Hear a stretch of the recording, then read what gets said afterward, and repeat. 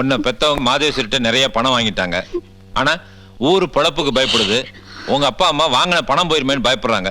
என்ன பெத்தவர் பரம்பரையா இருக்கிற பதவி போயிருமேன்னு பயப்படுறாரு. நீயாவது மனசாட்சிக்கு பயப்படு. இந்த கல்யாணம் ஏன் நடந்தது, எதுக்கு நடந்தது, யார் சமூகத்தில் நடந்தது உனக்கு தெரியுமில்ல? சொல்லு, வாயை திறந்து பேசாம இருந்தா எப்படி?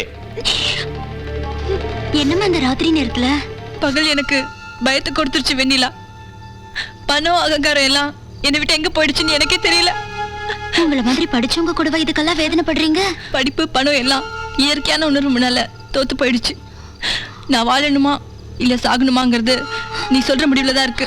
ஆமா, ஏதோ சந்தர்ப்ப சூழ்நிலையில ஒரு புருஷன் மட்டுமே பார்க்க வேண்டிய கோலத்துல உன் மாமா என்ன பார்த்துட்டாரு. நானும் ஒரு பொண்ணு தானே. என்னால யாரை கல்யாணம் பண்ணிக்க முடியும்? என் வாழ்க்கையிலயும் ஒரு கௌரவம் வேணும். ப்ளீஸ். அன்னைக்கு நீ என்ன சொன்ன சொல்லு.